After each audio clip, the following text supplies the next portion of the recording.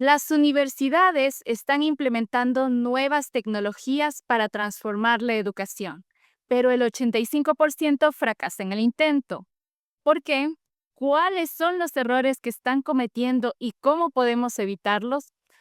Hoy les traemos las claves para que sus universidades lideren la transformación digital en este 2025. Bienvenidos y bienvenidas a Trust TV Podcast, el espacio donde exploramos tendencias y estrategias que están revolucionando la educación. Y hoy tenemos un episodio clave para las universidades que buscan escalar su transformación digital con tecnología de vanguardia, con información lista al día de hoy. En esta ocasión nos acompañan dos invitados muy especiales que han liderado cambios y procesos de transformación digital en distintas universidades en sus respectivos países. Primero quiero presentar a Olaf Ramiro Román. Él nos acompaña desde la hermosa Ciudad de México. Él es experto en innovación pedagógica y uso de realidad mixta en el aula. Olaf, me gustaría que nos ayudes saludando aquí a la audiencia. Por favor, compártenos un saludo. ¿Cómo te encuentras esta tarde? Para que la audiencia te identifique, ¿no? Excelente, un gusto. Muchas gracias, Stephanie, por la invitación y un gusto estar con ustedes. Gracias, gracias, Olaf. Para nosotros también es un gusto tenerte y del otro lado tenemos, exactamente del otro lado del continente, desde Argentina, tenemos a Franco Videla. Él es Product Manager en NetTech con experiencia en implementación de tecnología educativa a gran escala. Estimado Franco, bienvenido a este espacio. Por favor, ayúdanos saludando a la audiencia. Muchas gracias, Stephanie. Primero quisiera agradecerte por la invitación y es un placer participar de este espacio y más con un colega de gran trayectoria como lo es Olaf. Así que seguramente, bueno, vamos a estar disfrutando este momento. Así es, perfecto. Muchas gracias a los dos por estar aquí. De parte de Trascendite también es un honor poder tenerlos en nuestro podcast, en este espacio. Con esta introducción, pasamos de inmediato al tema que nos trae hoy, porque eso es en realidad por lo que está la audiencia aquí, es lo que buscamos escuchar, es lo que queremos debatir y es lo que queremos conocer. Así que para comenzar, me gustaría ingresar en el tema de la transformación digital, porque es vital en el 2025. Y para eso, Olaf, tú que has trabajado en la integración de estrategias pedagógicas, implementando inteligencia artificial y otras herramientas en el aula, ¿cuál es el impacto real que has notado de estas tecnologías ya en la educación, en el momento ya de implementarlo, de tenerlo aquí? Muchas gracias, Stephanie. Sí, o en la parte de integración tecnológica en el aula, las experiencias se vuelven más aceleradas, más, vamos a decir, de una manera distinta a diferentes estudiantes. Por ejemplo, cuando hablamos de realidad mixta, cuando hablamos de experiencias de realidad extendida que requieren cierta interacción con cuestiones digitales, los estudiantes tienen la opción de transportarse a un espacio, de vivir un escenario, de tener un caso vivo, sí, vivo digitalmente, donde ya está diseñado especialmente para ese momento, para esa temática. Entonces estamos hablando de, sí, una individualización, ¿no? De casos o de lecciones donde cada uno va caminando y va, vamos a decir, conociendo, ¿no? Y esta personalización que ya se vuelve, depende de también de cómo lo lleva el maestro, pues enriquece, ¿no? La práctica. Entonces, se vive, vamos a decir, de manera distinta, que requiere un gran trabajo para las instituciones, definitivamente. Requiere un gran equipo de diseño instruccional, ¿sí? Un equipo vamos a decir, de una arquitectura donde se pueda hablar de ciertos modelos o técnicas didácticas para que se cumplan ciertos requisitos. Y entonces el empujo desde la institución de este tipo de experiencias es clave para que puedan suceder.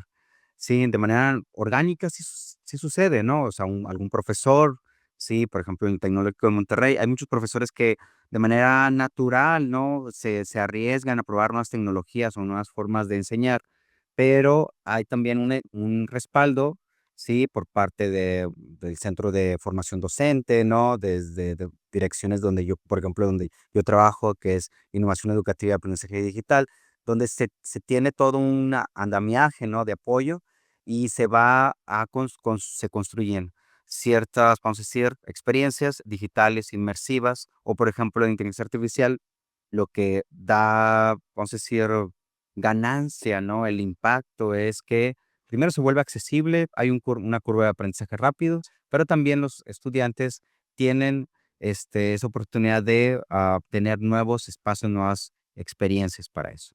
Entonces, básicamente las palabras claves, se logra una personalización, ¿sí? Y también se aceleran los procesos de enseñanza y aprendizaje. Interesante, sí, de verdad que la parte de la inteligencia artificial me imagino que es un poco más sencillo de implementarlo porque tú nos hablaste de algunas tecnologías como por ejemplo la realidad aumentada y pues de pronto requieren de material como un poco más complejo o que requiera más inversión por parte de las universidades. Me imagino que la inteligencia artificial es un poco más sencilla, ¿o cómo lo ves tú? Sí, en el caso de realidad mixta, realidad virtual, ¿no? Aumentar requiere un dispositivo. También realidad, bueno, inteligencia artificial también, pero fíjate que estamos viviendo un momento de acceso a ciertos modelos de lenguaje que pues solamente se requiere, pues sí, una cuenta, sí, se requiere internet, ¿no? Pero no como antes, no sé, hace unos años se tenía que tener un programa, sí, saber cómo interactuar, ¿no? Acceder a una base de datos, entonces, y también la configuración o alguna programación sí era complejo, o sea, requerías vamos a decir, conocer de códigos, etcétera, ¿no? O al menos de programación. Ese es lo distinto. Ahorita, pues, programación sin código, vamos a decirlo así, o de lenguaje natural también, ¿sí? Puede acceder a muchas más personas este tipo de tecnología. Entonces, básicamente la inversión es mayor en cuanto a equipos, sí, con realidad extendida, sí, pero, por ejemplo, inteligencia artificial, la inversión es la parte de formación, criterios, sí, lineamientos éticos, sí, toda esta preparación que se requiere, que también son, pues, un esfuerzo, pues, institucional, ¿no? Claro, claro, sí, sí. Lo entendemos perfectamente. Entonces, me parece fascinante que nos hayas dicho toda la otra parte, ¿no? Porque de pronto sí, no hay gastos en la parte de la implementación, pero requiere otro tipo de preparaciones, otro tipo de gastos alrededor. Hablando, digamos, me gustaría ir a la parte de un poquito más hacia atrás, hacia el tema de la implementación, y en este punto quisiera preguntarte a ti, Franco, porque sé que el reto para muchas universidades está justamente en la implementación de la tecnología, lo complicado que puede llegar a ser para ellos. ¿Cuáles crees tú que son los primeros pasos que debe seguir una universidad para tener una adopción efectiva de la tecnología dentro de sus aulas? Bien, me gusta la pregunta. Bueno, básicamente la tecnología nunca es el problema, sino que el problema suele ser cierta resistencia al cambio que pueda aparecer, ¿no? En este tipo de instituciones. Vamos a intentar dar un poquito de contexto y nos vamos a remontar hace mucho tiempo. Bueno, el sistema educativo que conocemos fue diseñado prácticamente en la época de la revolución industrial y su objetivo de alguna manera era satisfacer cierta necesidad de generar mano de obra calificada, ¿no? Y tenía estructuras rígidas, algunos procesos, sobre todo de repetición, ¿no? Memorización y demás. Por eso el esquema que conocemos en la educación tradicional es similar al de una fábrica, ¿no? Con estructuras más bien rígidas, algunos procesos de automatización y demás. Entonces, vamos un poco a la pregunta. ¿Hoy a qué nos enfrentamos? A una nueva revolución, que es la digital. Y en ese sentido, las instituciones educativas, por lo menos a mi parecer, no solo deben adaptarse, digamos, a estos esquemas digitales, sino que tienen que ser punta de lanza, ¿no? Tienen que ser vanguardia para que esa transformación tenga un sentido estratégico y orientado.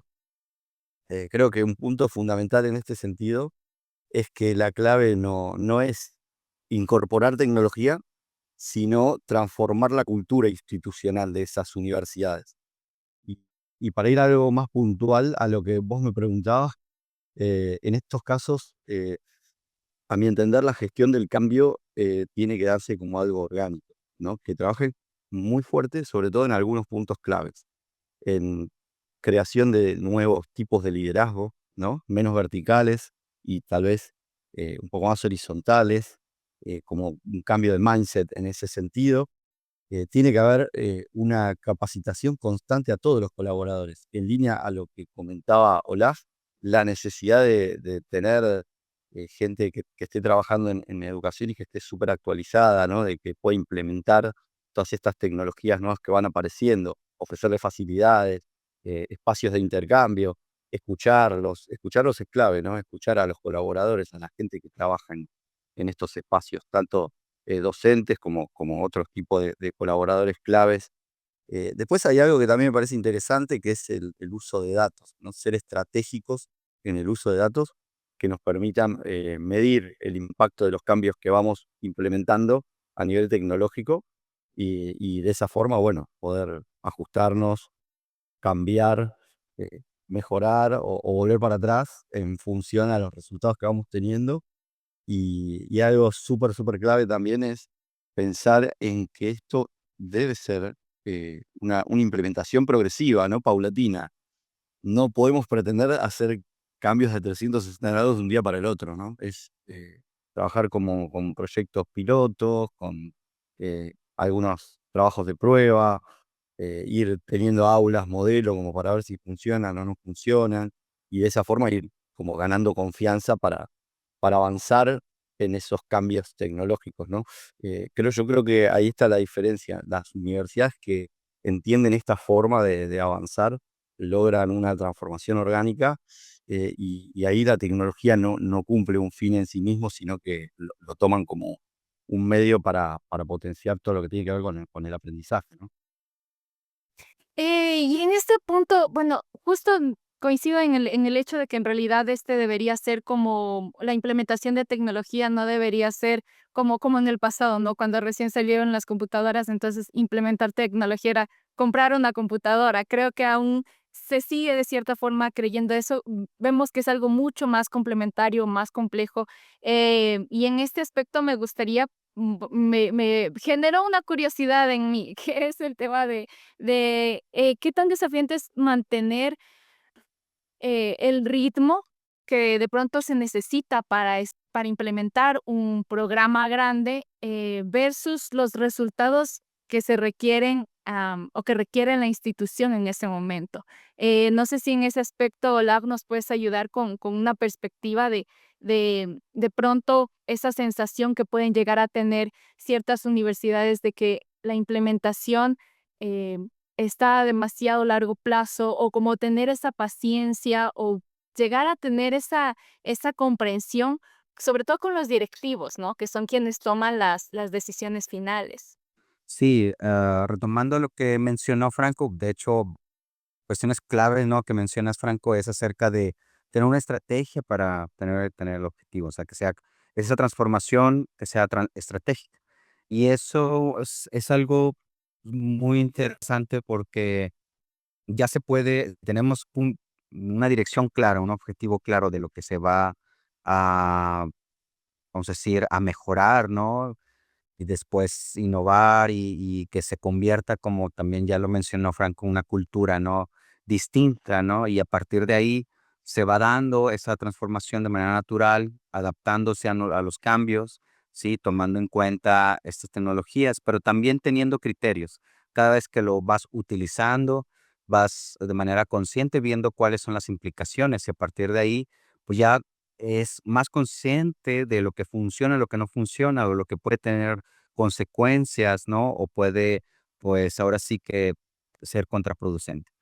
Entonces, por ejemplo, para las cuestiones de cambio dentro de las instituciones, sí, tener estrategias claras depende de las posibilidades de la tecnología, sí, y también de las misiones, del fin de aprendizaje o fin, sí, de la institución, ¿no? Que es pues, meramente educativo, sí, pero también se puede precisar cuestiones de investigación, se puede precisar por cuestiones de emprendimiento, ¿no? O de experimentación o producción científica. Entonces, depende mucho del objetivo meta.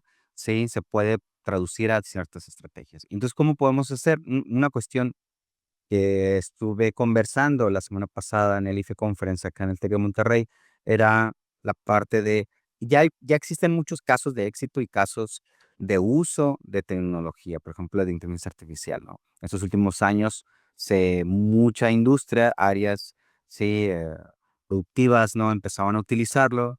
Y en el caso de la educación, ya hay ejemplos, ¿no? Quizás no sea de que lo copies y pegues, o lo tomes tal cual, ¿no? Pero tienes una referencia de qué es lo que sí funciona. Entonces, por ejemplo, algo que funciona, por ejemplo, en la inteligencia artificial generativa es producción de contenido multimedia para profesores, ¿no? Producción de casos personalizados de acuerdo al grupo. O sea, cuestiones que ya están, que son evidentemente materiales didácticos que lo puedes hacer rápidamente para aplicarlo en clase. Pero bueno, ahí faltaría ver la estrategia de cómo capacitar a los profesores, sí, qué lineamientos se pueden o qué se tiene que usar. Entonces, básicamente, vamos a decir, convencernos de que existe la posibilidad de una transformación institucional es, ahorita tenemos ya casos documentados, sí, investigaciones publicadas, y digo en general, por ejemplo, Gartner hizo su publicación 2024 de casos de éxito, ¿no? Y de ahí se puede tomar. Algo muy importante que, también se tiene, sí, como mencionó Franco, la parte de resistencia al cambio, ¿no? Y quizás hasta otros somos, ¿no? Aunque digamos, oye, nos gusta mucho utilizar tecnología y todo eso, pero también, pues hay un compromiso de qué es lo que tienes que soltar, ¿no? Dejar de hacer como profesores, ¿no? O sea, y, y, pero si empuja la institución a este cambio de adopción, ¿no? En este, y bueno, y si es pensada, ¿no? Que con cierta estrategia, eso va a facilitar las cosas, ese cambio, disminuir, ¿no? La resistencia al cambio. Entonces, bueno, lo pinto así muy abierto, pero básicamente Claro. sería ya tomar referentes, ¿sí? Casos de éxito, sí, tener una estrategia clara, pilotos, experimentaciones donde de manera minuciosa se tenga resultados, ¿no? Y revisar constantemente qué es lo que está funcionando y qué es lo que no, porque también ahí nos da más información. Claro, claro. Justamente ahorita que estaban conversando de la parte de la de la resistencia al cambio. Em, por ejemplo, Franco, me gustaría saber desde la parte, más un poco más técnica que trabajas tú, em, ¿cuál es la mayor resistencia que se genera al momento de la implementación? Me gustaría entrar en este debate de la parte de los retos, ¿no? De la parte más difícil, porque una cosa, bueno, nosotros aquí lo podemos hablar y sabemos sabemos cuáles son los pasos a seguir. Pero el momento de vivirlo y de experimentarlo, ahí es cuando empiezan a haber estos desafíos con los que de pronto se pueden identificar nuestra audiencia, las personas que nos escuchan pues que de pronto aquí podemos, solucionar de alguna manera o por lo menos debatirlo, ¿no? Bien, yo creo que el principal foco de resistencia al cambio suele ser el miedo, ¿no? Y ese miedo muchas veces está fundado en un intento de imposición que viene muchas veces, ¿no? De directivos o desde la misma sociedad muchas veces, ¿no? Entonces aparece alguna nueva tecnología o alguna herramienta y ya se la quiere imponer en el ámbito educativo, a veces con force o a veces de maneras equivocadas. Y tal vez hay una herramienta clave, un arma que funciona, ese es el convencimiento, ¿no? Es la persuasión, es entrar en diálogo y poder entender también cuáles son las necesidades por parte de los profesores y de los colaboradores y de los trabajadores de la educación, eh, en pos de mejorar también su trabajo y poder incluir estas herramientas y estas nuevas tecnologías.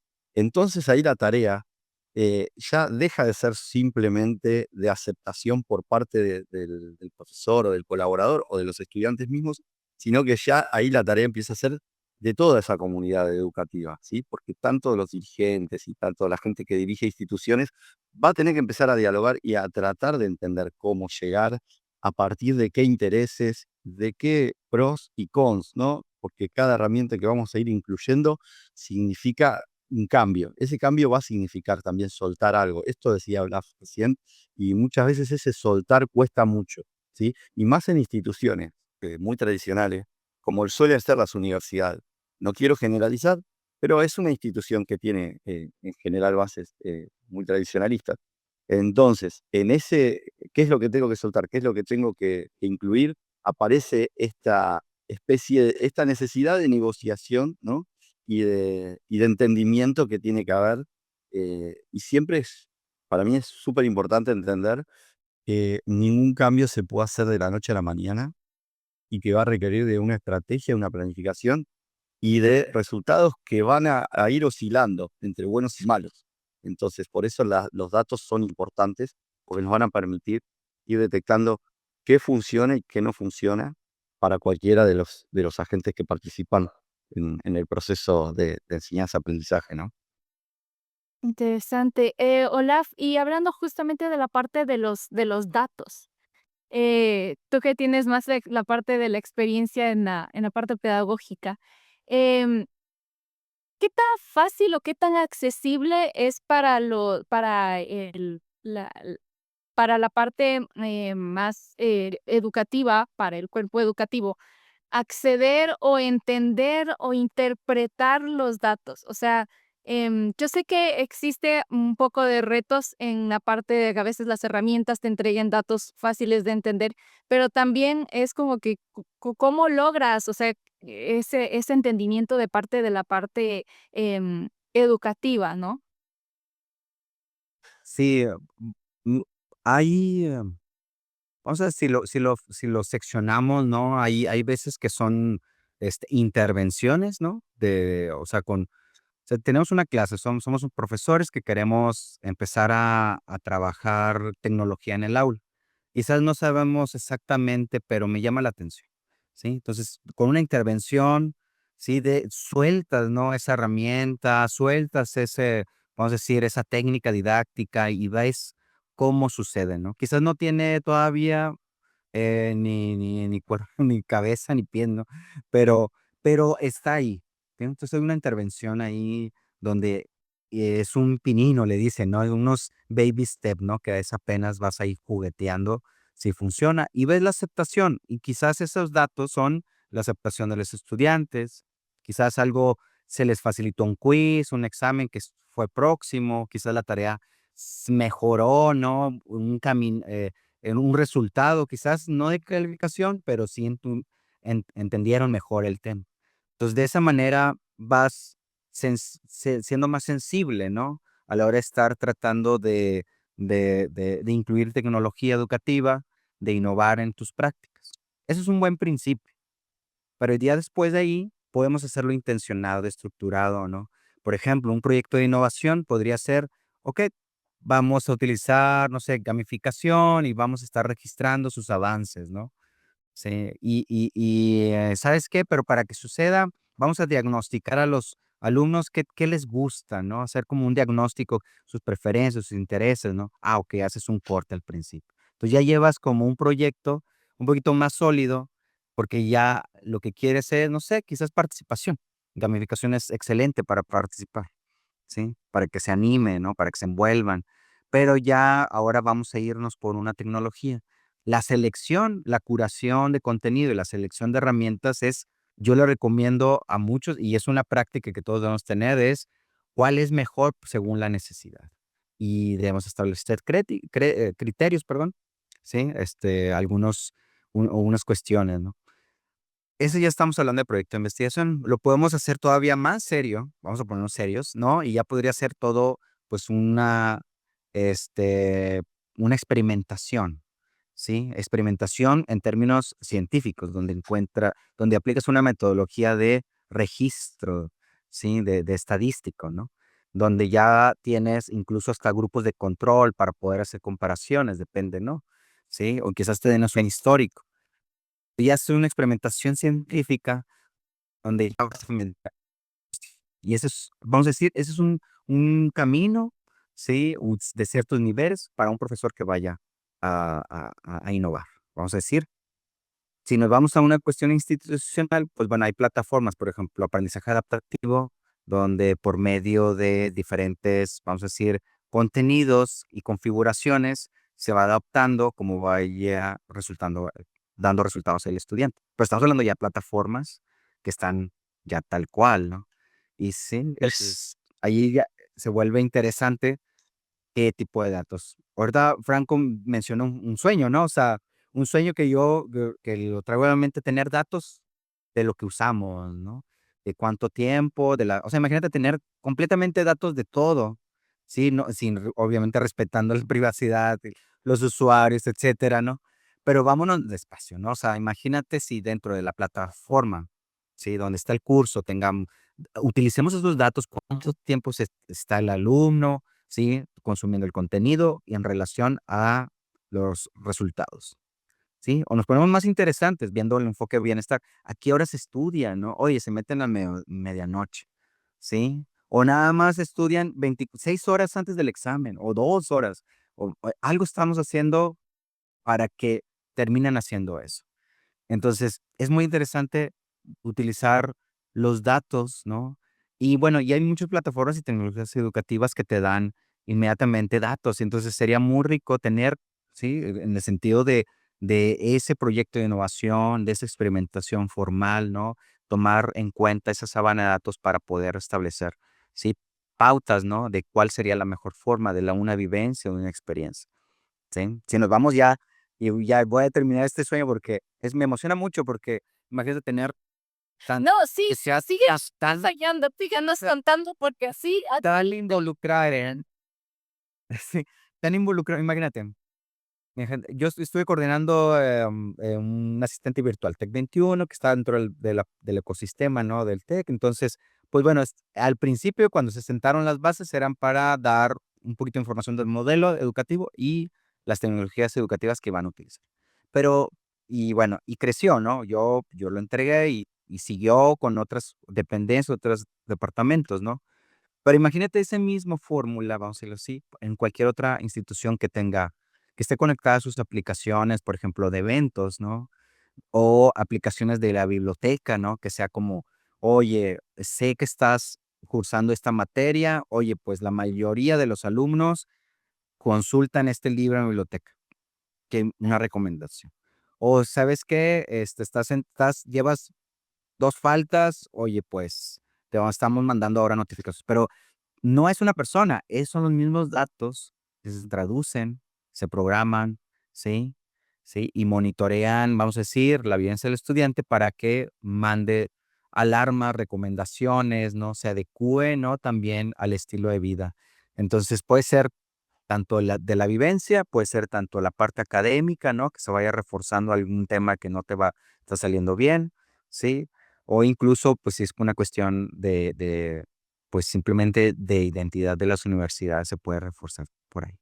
Entonces, hay mucho los datos son maravillosos, ¿no? El saber cómo utilizarlos y para qué, eso es un reto. Y ahí, Olaf, también se abre una Mm, puertita que me pareció súper interesante, algo que dijiste por ahí más al pasar, pero que tiene que ver con conocer también al estudiante, ¿no? Y sus intereses. Entonces, empezar a individualizar, ¿no? Cada perspectiva y cuáles son los intereses genuinos del estudiante, que yo creo que esa es una cuenta pendiente del sistema educativo en general y que la tecnología puede ayudar a saldar. De hecho, Olaf, vos mencionabas el modelo Tech 21, ¿no? De Tec de Monterrey, y entiendo que tiene una intencionalidad en cuanto a lo que tiene que ver con generar como nuevos espacios educativos más allá de las carreras, ¿no? Como reconfigurando un poco la educación, pensando en las elecciones que van haciendo los estudiantes. Y eso es oro en polvo, ¿no? Es algo que, que se busca desde hace muchísimo tiempo y la tecnología en este sentido puede dar un gran paso para ayudar a encontrarlo, ¿no? claro, claro que sí. Franco, y bueno, nosotros estamos hablando de la parte de los datos, quiero involucrarme aquí un poquito y preguntarte, de pronto desviarme un poco del tema, pero preguntarte sobre el tema de la privacidad. Porque, claro, Franco, Olaf, mejor dicho, dijo como que, claro, la privacidad, siempre respetando todo el tema de los datos. Entonces, ¿cuál es la importancia de la privacidad? O sea, dentro del entorno educativo, ¿cuáles serían de pronto esas preocupaciones que podríamos tener con el uso de estos datos? Buenísimo. Sí, siempre es súper minucioso el cuidado, ¿no? Y puntilloso. Yo creo que el manejo de datos puede darse y puede tener gran impacto en estas búsquedas de índole pedagógico y para ir descubriendo también intereses y comodidades y formas de estudio y poder acoplarse a las individualidades sin tener riesgos de manipulaciones de datos a nivel invasivo, ¿no?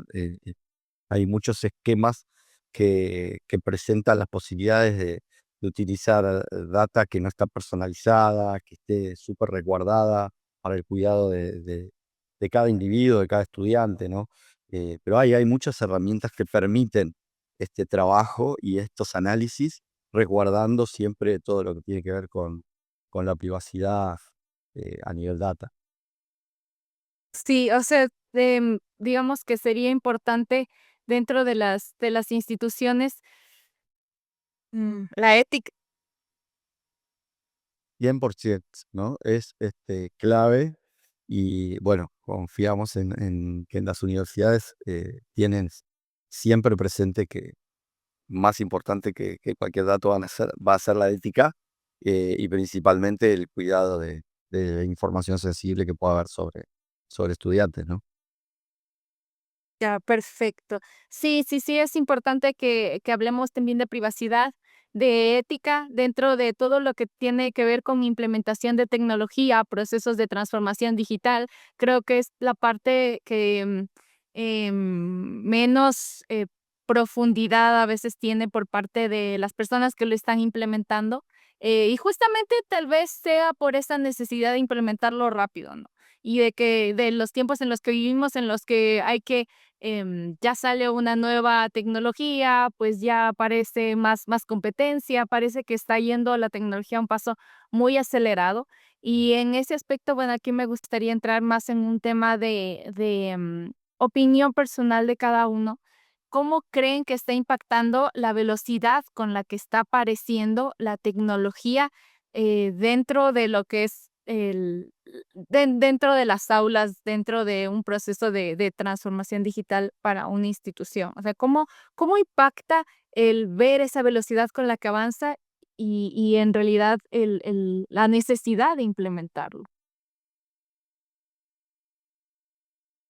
Bien. Y yo tengo una mirada en particular, no sé si la pregunta era para Olaf, pero solo y de todo, eso te cedo. Ah, ok.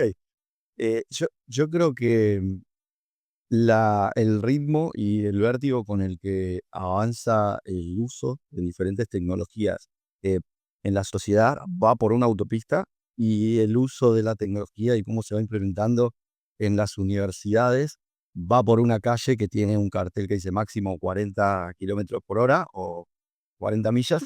Entonces, muchas veces tenemos que adaptar esos Fórmula 1 que van porque los mismos estudiantes vienen con una incorporación de tecnología brutal y muchas veces es muy difícil llevar con todo ese vértigo a espacios, instituciones como las universidades, donde los cambios son mucho más lentos, mucho más cautelosos también. Tiene un sentido, ¿no? Esto, estamos hablando de un ámbito educativo, donde hay muchos filtros previos a permitir una tecnología.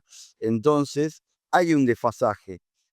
Lo que sucede es que muchas veces esa cautela y ese intento de cuidado es excesivo y se hace medio impermeable a ciertas tecnologías que van avanzando de tal forma que cuando llegan a la universidad ya son casi obsoletas. Entonces, ahí es como el yin y el yang, nos falta un poco todavía de velocidad en esa carretera que yo les decía de máximo de 40 kilómetros por hora, bueno, tal vez ya habría que soltarle un poco esa rienda y dejar que corra a 80 kilómetros por hora si la autopista del uso de la tecnología en la sociedad es a 130, 140 kilómetros por hora, ¿no? Empezar a tratar de acoplarse, porque si no, el rezago es cada vez más grande y más notorio, ¿no? Entonces uno se habla con algún estudiante de la universidad y le pregunta por la inteligencia artificial y por ahí hay una respuesta más a cuentagotas de cómo lo van usando, de cómo lo van implementando. Y en la vida personal de ese mismo estudiante, el 70% de su uso tecnológico está orientado o basado en lo que es la inteligencia artificial. Entonces hay que empezar a complementar de alguna manera un poco más este flujo de cómo va de un lado al otro, ¿no? Definitivamente. Esa parte de que hay diferente velocidad de y también de, vamos a decir, uy, una palabra así típico de un profesor que estaba muy contento por la implementación. Yo apoyé en la parte de la ideación y la primera versión. Era un coach de inteligencia artificial para un curso de coaching, ¿no? Entonces era hacer ciertas, vamos a decir, momentos de la tarea normal era ir a platicar, con un familiar, con una persona, ¿no? Para poder, practicar esta parte de las preguntas detonantes de un coach, ¿no? Cómo saber guiarlo, cómo saber, vamos a decir, acompañarlo, ¿no? Entonces, la idea fue, pues, crear un personaje, ¿no? Con un caso, con un antecedente que tuviera emociones un poco en sus respuestas para que el estudiante practicara con el chat, ¿sí? Y en el chat, dentro de las interacciones, tenía que saber el estudiante de, okey, es un caso de cambio de ciudad por trabajo. Bueno, pues, ¿qué está viviendo la persona? ¿Qué le vas a preguntar, no? Y a partir de esas interacciones ya iba con el maestro coach, ¿no? Para que evaluara su práctica. Oye, aquí con el historial, oye, pues, ¿qué le preguntaste aquí? ¿Qué técnica utilizaste? No, pues, ¿sí? Los que se utilizan. Entonces, hicimos como 10 casos, y cuando se implementó fue fabuloso, y después ya se agilizó ciertos procesos en una versión, yo ya no estaba ahí, pero el resultado fueron fenomenales, ¿no? En el sentido de que los estudiantes estaban viviendo, ¿sí? Una práctica, se les quitó el miedo de fallar, fue muy claro qué es lo que estaban, para dónde dirigían es la plática. Y traigo este caso porque fue muy inmediato, ¿no? Inmediatamente cuando salió lo del GPT, etcétera, empezamos a trabajar esto. Y la conclusión fue del maestro titular fue: "Vamos tarde", a pesar de que nos movimos rápido, ¿sí? Vamos tarde en las implementaciones de este tipo, porque los estudiantes ya lo están viviendo de distintas maneras. Vamos a decir, están sí, navegando bien con la tecnología, teniendo una forma novedosa en su actividad, pero el general de las cosas, el mundo se está moviendo distinto. Entonces, ahí es donde está el compromiso de los profesores también, o de las instituciones, es como darle un referente a la interacción, a desenvolvimiento, a que sí, habilidades y competencias debes de utilizar, saber, ¿no? Para en el hoy puedas, pues, desarrollarte, ¿no? Básicamente. Entonces, yo lo pondría también en el dato de, pues, sí hay una gran responsabilidad de estar al día, vamos a decirlo así, o al menos estar actualizado, ¿sí? Con ciertos criterios, no solamente que seas técnicamente hábil, ¿sí? Que le sepas a mover todo, editar, no, no, no, no, nada más que conozcas cómo va la tendencia y qué implicaciones y qué puedes hacer. Que bueno, que es bastante chamba, ¿verdad? Las posibilidades de, Sí, pero es mucho trabajo, pero estar ahí, estar en pues en la ola, ¿no? Que y poder surfear, sí, al menos suficiente, ¿no? Y Olaf, te agrego una cosita porque me pareció Sí, adelante. interesante lo que comentabas, que también hay un punto interesante donde las instituciones educativas y las universidades tienen un rol clave, que es en el uso ético de este tipo de tecnologías, ¿no? Y es donde empiezan a tener un sentido pedagógico, ¿no? Estos usos que por ahí el estudiante lo usa todo el día para diferentes cosas, ya sea inteligencia generativa, o sean chatbots o lo que fuere, Ujú. pero la universidad tiene de alguna manera esa obligación ética de darle un sentido pedagógico y además de explicar el uso, explicar el buen uso, ¿no? De estas cosas. Y bueno, de hecho mencionaban los alumnos, sí, este es el del coaching con IA, es de por parte de un programa de educación continua, ¿no? Que es ya personas que están trabajando, ¿no? En la industria y toman un certificado, ¿no? Pero en otros en profesional, una encuesta que lanzamos de un piloto, mencionaban: "Oye, qué bueno que en la institución, no lo restringen, pero además nos dicen cómo usarlo bien". O sea, sí, o sea, de la mejor manera para incluso, existían comentarios de: "Yo no sabía que se podía hacer esto", ¿sí? O sea, me trajiste una actividad, ¿no? Yo no sabía que se podía, no sé, bueno, en esa ocasión sí, pero en esa ocasión no sé exactamente ese comentario, pero en general era, no sabía que se podía hacer esto. Si fue lo de los casos personalizados, fue de una entrevista simulada o fue, no sé, un análisis estadístico, etcétera, ¿no? Pero llevar algo, ¿sí?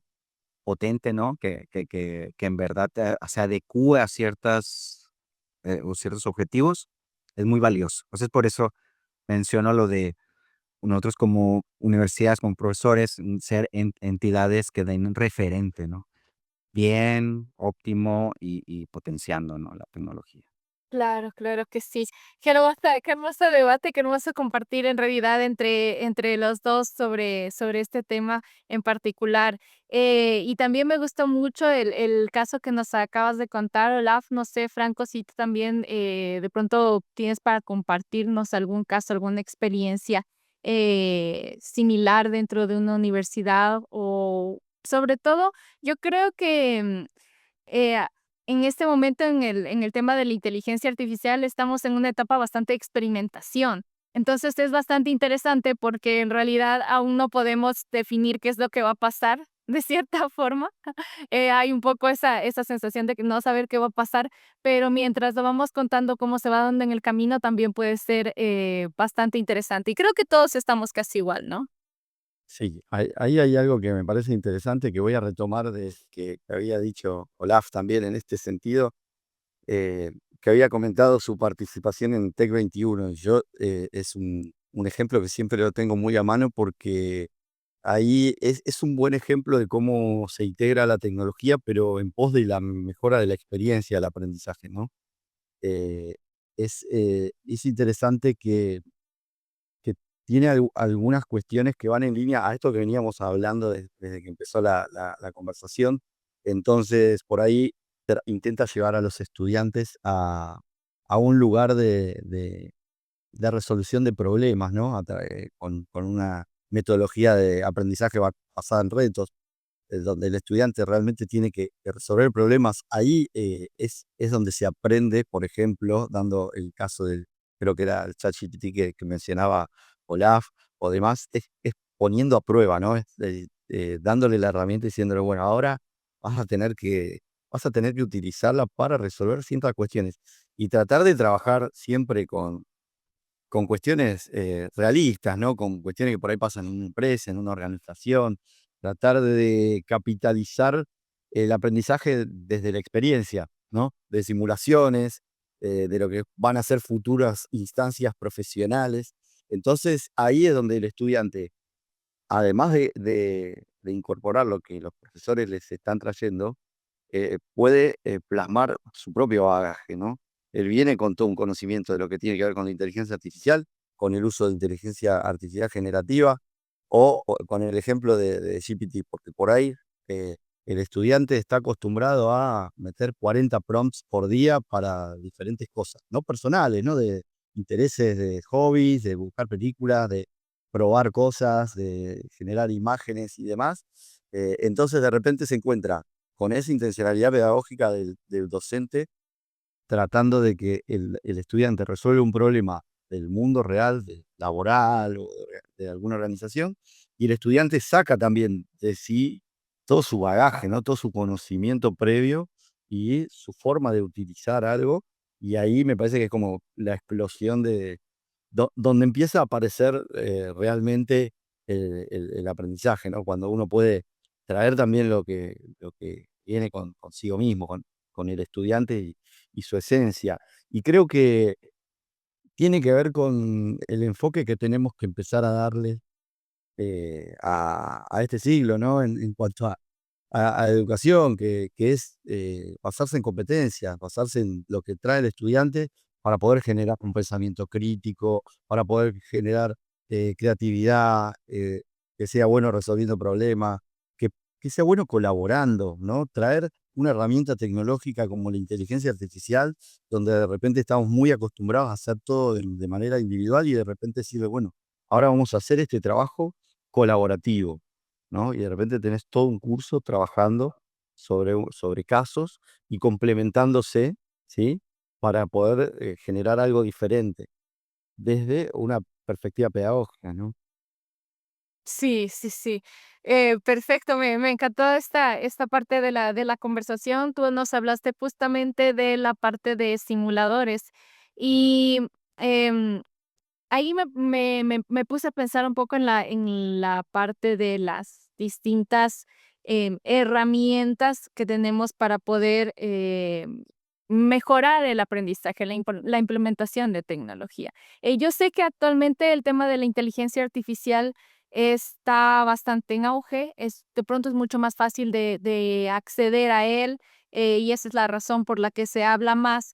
Sin embargo, aquí, Olaf, me gustaría aprender un poco más, profundizar en el tema del aprendizaje inmersivo, del tema de estos tipos de herramientas que no se hablan ya mucho porque estamos con el auge de la inteligencia artificial, pero me gustaría saber un poco sobre las oportunidades reales que hay ahí, porque si tenemos la inteligencia artificial, que es muy buena, que es muy fácil de acceder, que de pronto ya los estudiantes ya la tienen en sus casas, no es como que necesiten algún tipo de gafas o algún programa en específico.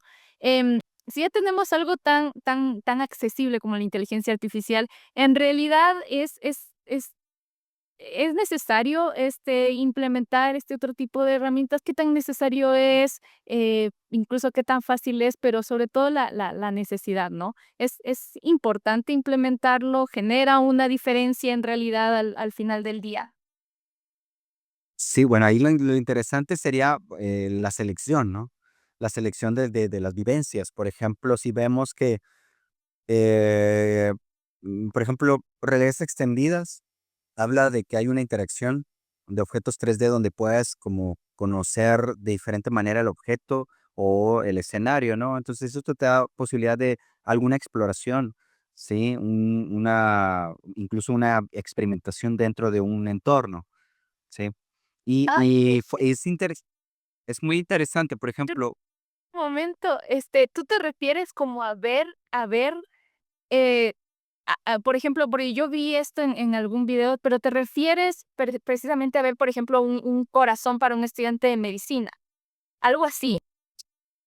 sí, Ya. por ejemplo, sí podría, o sea, por ejemplo, para un caso de medicina, tú tienes el cuerpo humano y empiezas a revisarlo con diferentes ángulos, ¿no? Para poder ver las proporciones, pero también depende de la aplicación, puedes interactuar, sí, como si fuera rompecabezas, el corazón de sus partes o el mismo cuerpo, diferentes sistemas, y puedes ver cómo se interconectan uno con otros o cómo están conviviendo uno con otros para poder tener ese análisis, ¿no? Espacial, ¿sí? De las partes, ¿no? De cada una de las partes del cuerpo.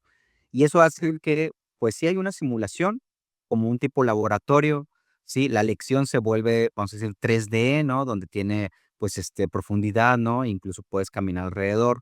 Y eso, por ejemplo, y si hay casos de medicina donde, pues, tradicionalmente tenías que ir a la morgue, revisar el cuerpo, no todos tienen acceso. Sí, además, no todos tienen, pues quizás si es el primer momento, pues va a tener una preparación. Y con realidad virtual, tener la misma situación. ¿sí? Podría ser de manera masiva, inmersiva, ¿sí? Repetitiva, incluso pues podría estar como una lección de estudio. Entonces, eso hace que da facilidad. Cuando tenemos un ejemplo exacto para cierto caso, es maravilloso, no tiene comparación. Ahora, ¿qué otras cosas te da en realidad, vamos a decir, el aprendizaje inmersivo? Bueno, pues podrías tener experiencias donde sí es un tour, donde puedes explorar otras ciudades, no necesitas viajar, ¿no? Puedes incluso conocer el ambientes, ¿sí? También si es un laboratorio, es una simulación, podrías tener alguna aplicación que puede ser programada, donde la plazca, caminas, vas a una visita de una planta, puede ser tanto virtual, digitalmente, como si fuera un digital twin, o que sea como una copia tal cual, ¿no? O puede ser una video 360 donde vas como caminando a través de, pues hay videos donde, o mejor dicho, espacios donde el alumno no puede ir, no sé, una mega factory de Tesla, ¿no? Hay restricción en la entrada, pero hay un video donde te puedes tener en primer punto, ¿no? En primera vista verlo, ¿no? Entonces, Mm. esas cuestiones de accesibilidad de ese tipo de inmersión, de simulación, de exploración, de como tipo laboratorio, incluso de práctica, sí, son maravillosas. Incluso, por ejemplo, la parte creativa, donde puedes crear pinturas, puedes crear un mapa, puedes crear objetos. Sí, no se diga en la industria, donde puedes crear con pincel, con nuevos instrumentos, ¿no? De creación de objetos y formas, ¿no? Puedes crear un nuevo prototipo, ¿sí? No sé, imagínate, de tenis, ¿no? O de ropa, o cuestiones de moda, o cuestiones industriales, ¿no? Donde pues con herramientas sofisticadas lo haces en poco tiempo, en lugar de tener una aplicación donde, pues bueno, de boceto te pasas a tal y te pasas a esto, ¿no? Entonces ahí sí que se involucra tendencias como la industria 4.0, ¿sí? Donde está involucrado, pues, estas tecnologías, incluso también impresión 3D, incluso la parte de Big Data, ¿no? La parte de también de hacerlo de una idea, hacerlo digital, de una digital, algo físico, de algo físico, un prototipo de producto a un cambio dentro de la producción. Entonces es una cuestión de STEM, ¿no? También, ¿no? O sea, donde requiere pues ya algo más dirigido, ¿no? Entonces, ¿hay mucho potencial? Sí. No, no es lo mismo. O sea, entonces ahí es donde como mencionó al principio, sí, la elección de la tecnología o de la tendencia es clave, ¿sí? Entonces hay que saber qué te da cierta tendencia de posibilidades para que sea más especial, ¿no? El impacto.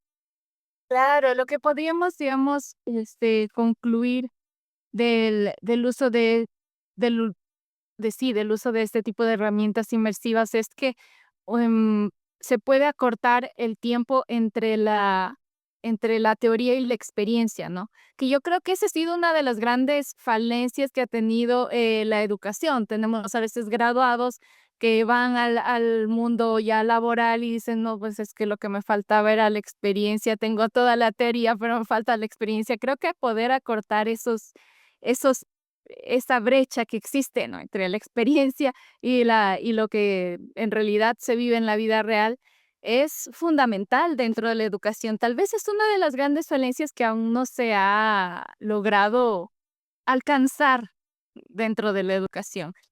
Y la transformación digital, bueno, por lo que estamos hablando en este momento, el tema de un proceso de transformación digital con una estructura, con objetivos claros, con metas, algo estratégico, en realidad puede cambiar totalmente el modelo educativo que tenemos actualmente, puede cambiar las nuevas generaciones de graduados, y eso en realidad es muy esperanzador. Me gusta verlo para a mí desde la parte esperanzadora, bastante, porque no me gusta el fatalismo, aquí creo que es mejor, poder hablarlo desde la manera positiva, porque en realidad eso es lo que necesitamos. Y Franco, justo hablábamos de este tema de las tecnologías, de todo lo que se puede crear, y a mí me gustaría hablar del equipo detrás de esto, detrás de la implementación dentro de un proceso de transformación digital.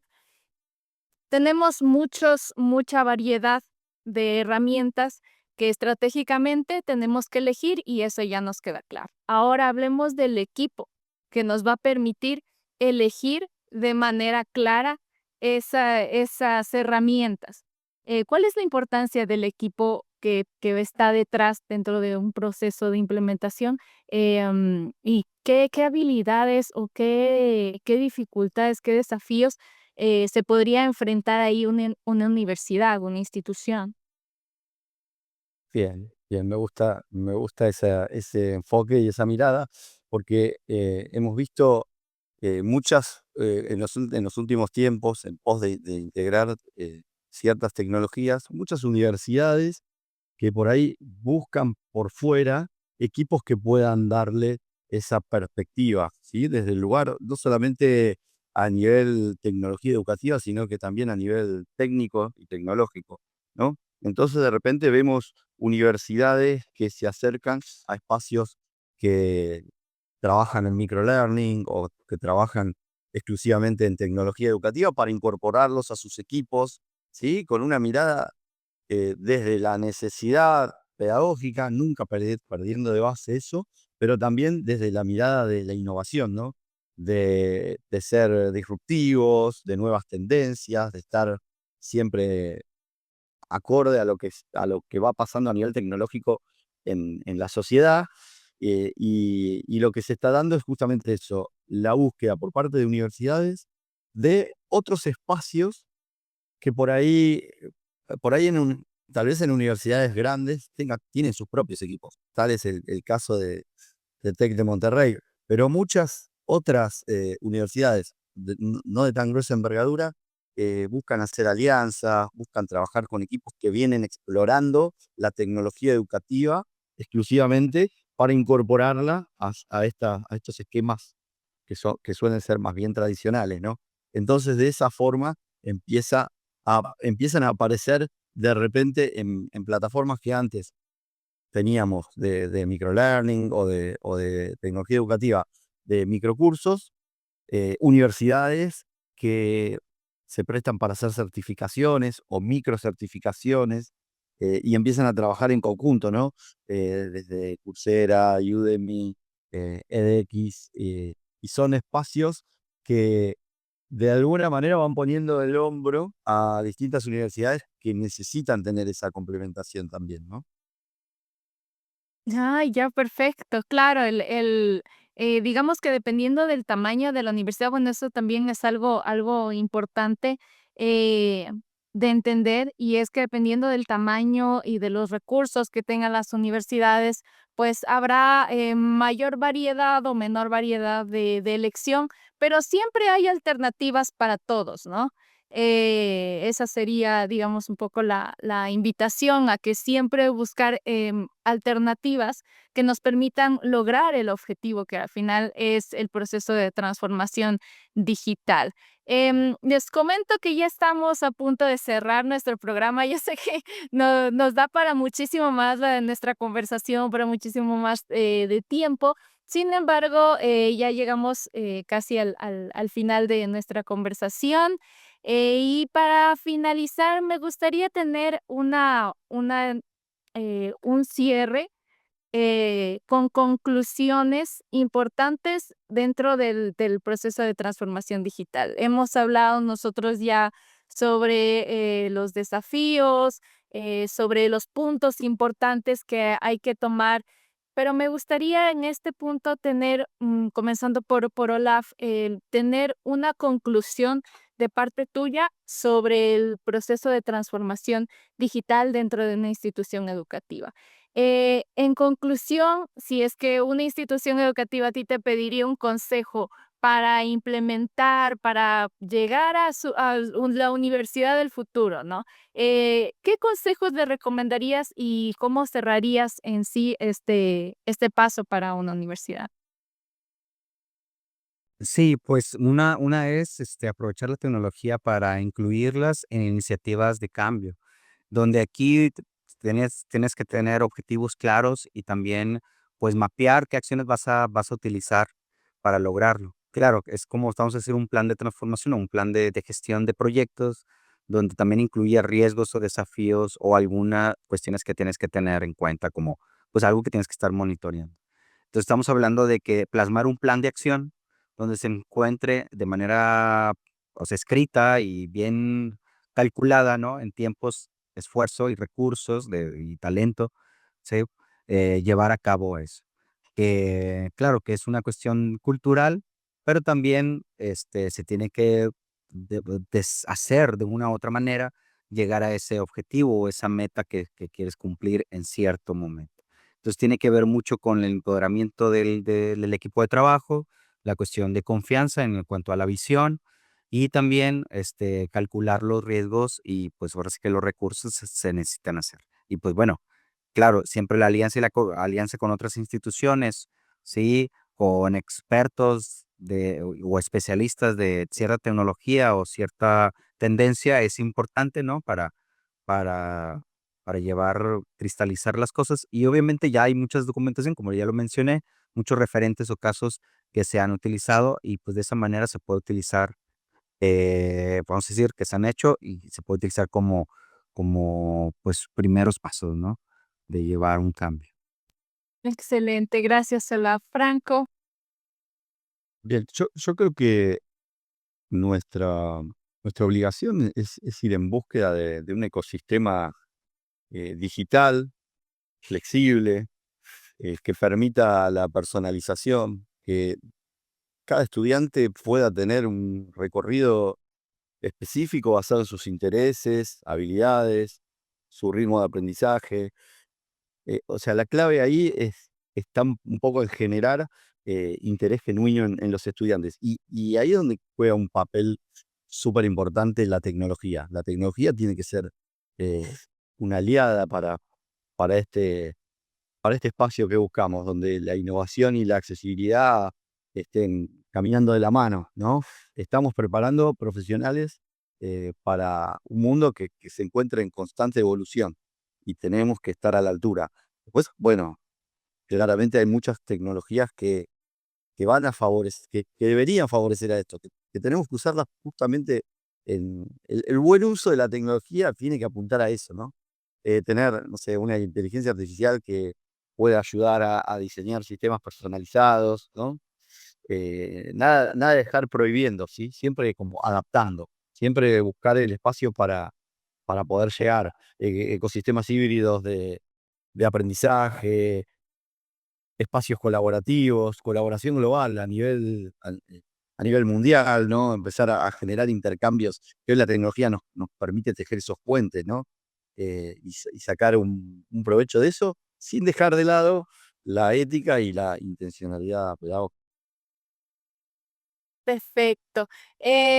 Para cerrar completamente nuestra conversación, bueno, y cambiando un poquito el tono de lo que hemos hablado hasta el momento, tengo una pregunta final que es un poco más imaginativa, es un poco más libre para cada uno de ustedes en cuanto a lo que ustedes puedan imaginar para responderla, ¿no? Esta pregunta no tiene que basarse necesariamente en temas que estemos viendo en la actualidad, pueden ser temas de ciencia ficción, de pronto, justo como tú decías, Olaf, imaginando el futuro, ¿no? Y dejando llevar la imaginación. Dentro de 30 años, en el 2050, si ustedes tuvieran esa capacidad de poder imaginar una universidad completamente futurista, ¿cuáles serían las características principales que ustedes le pondrían a esta universidad del futuro? Esto es muy, muy de imaginación, de pronto muy también de ciencia ficción, podríamos hablarlo, pero me gustaría tener esa perspectiva de parte de ustedes, como proyectándose hacia un futuro, sabiendo que estamos corriendo muy rápido en el tema de tecnología y que muy probablemente las cosas que nos podamos imaginar se podrían hacer realidad. Así que comience cualquiera, ¿eh? Voy a tomar esa palabra, Franco. Este, ¿Sí han visto la película Matrix cuando Neo la primera vez, no toma armas, no está en un espacio blanco y todo eso? Bueno, en este caso no, obviamente no es nada de eso de arma, pero sí la idea del espacio en blanco donde aparecen de la nada, ¿no? O el espacio es adaptativo, ¿no? Que se va modificando de acuerdo a lo que se requiere. Creo que un aula sí, un aula que no tenga nada, que totalmente esté en blanco y depende de la intención y necesidad del programa o de las habilidades o competencias que requiere reforzar el estudiante, ¿sí? En ese momento aparezca. Estamos hablando también de, pues se podría ser que, pues quizás compañeros que sean inteligencias artificiales, ¿no? Prácticas que sean de acuerdo al tema que está eh, interesado en ese día el estudiante, ¿no? Sí, y pues evaluaciones integrales que no necesariamente sean exámenes, ¿no? Cero exámenes, sino comprobaciones en la práctica, con misionarios simulados. Y serías tan adaptativo que sea único, ¿no? Que sea original y para cada quien. Qué interesante, como un espacio en blanco donde se cree todo con la imaginación. Me parece fascinante y también con las necesidades, ¿no? Vamos contigo, Franco. Me encantó ese ejemplo. Aparte, es un ejemplo que yo uso el video ese muchas veces para contar cosas y para explicar cómo eso de aprender a través de una pastillita, ¿no? Como decir, sería el sueño de cualquiera. Porque en el fondo, de alguna manera, nos han hecho sentir que el aprendizaje es tedioso, es aburrido. Entonces, de esa manera es como quisiéramos aprender, ¿no? Y voy a retomar un poquito esto que decía Olaf. Y yo creo que de aquí a 30 años, 30 años o 50, no me acuerdo, pero espero de aquí a 30 o 50 años, espero que no te parezca mucho, de aquí a 30 años, espero que no se parezca mucho a la universidad de hoy, espero que tenga más horizontalidad y que esté más centrada en el estudiante, ¿no? Que la tecnología pueda ayudarnos a eso, a escuchar más y a entender más los intereses y que el estudiante pueda realmente disfrutar los procesos de enseñanza y aprendizaje y no padecerlos, ¿no? Creo que ese sería el espacio para mí ideal de una universidad de aquí a 50 años, a 30 años o a 100 años. Creo que ahí es a donde tenemos que apuntar. Y la tecnología tiene que ser una aliada para llegar a ese punto. Muchas gracias.